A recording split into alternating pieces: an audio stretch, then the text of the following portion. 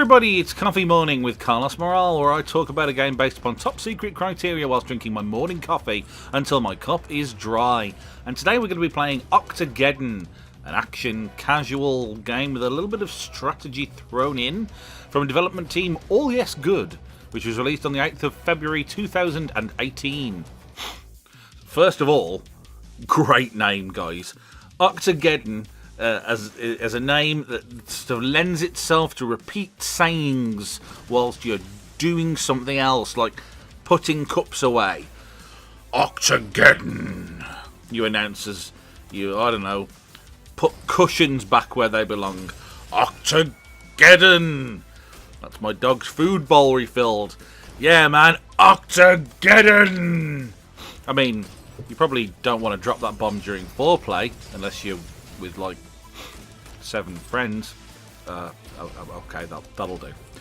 So Octogeddon, that's it. Octogeddon sees you in the role of one really peeved octopus who's had about all he can stand, and now he can't stand no more. Imagine Rampage, but instead of King Kong and Godzilla, you are a giant rotating octopus with genetically modified limbs that allows him to harness the power of his animal chums to bring destruction down upon mankind. There are 2 different types of stages, one sea-based and one on land. The land stages see you levelling buildings on your way to take down a piece of significant architecture like the Eiffel Tower, whereas the sea stages are you getting to the appropriate continent. They play out slightly differently, as during the sea stages you are firmly in the middle of the screen like a little rotato, fending off enemy attacks, whilst on the land you can roll backwards and forwards in order to get to your target. For some reason, our octopus begins life with a mere 2 wiggly tentacles, and whilst we can use these fleshy appendages to tickle our enemies to death, that means letting them get uncomfortably close, and everyone knows that giant octopuses, I think it's octopuses, they like their space. After each stage, we can spend money that we made killing stuff to buy genetic modifications from a randomised list of available items. Bees and snakes and chickens provide ranged attacks.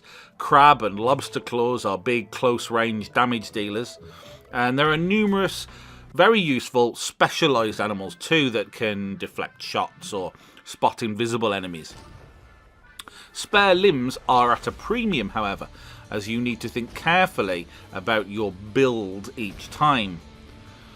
Octogeddon has that sort of half permadeath thing where you go back to the start when you die, but you can spend some resources on permanent unlocks to improve your next run. So you can get things like extra health, lives, new and better modifications, and so on.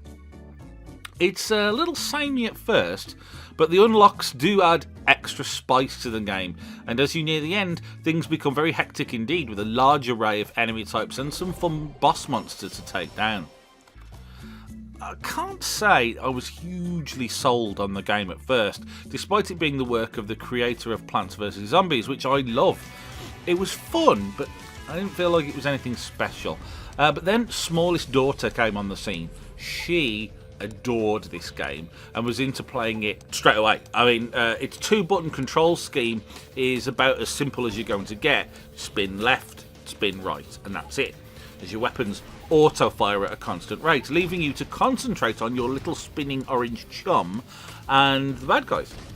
We had loads of fun playing together, so my opinion on the game is now very favourable, but you may need to get your own cute daughter peripheral to enhance your enjoyment.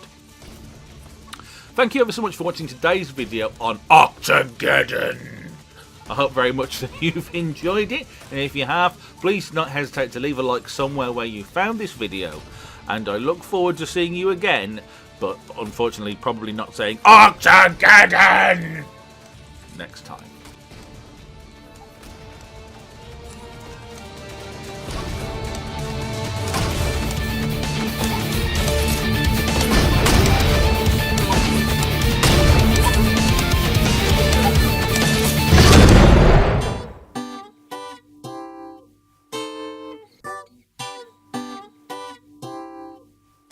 Octogeddon.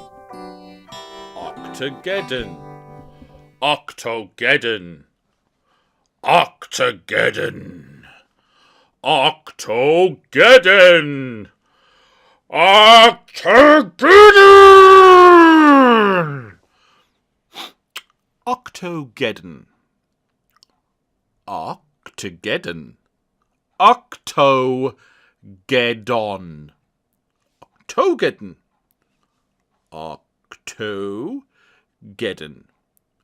Octogeddon. Octogeddon.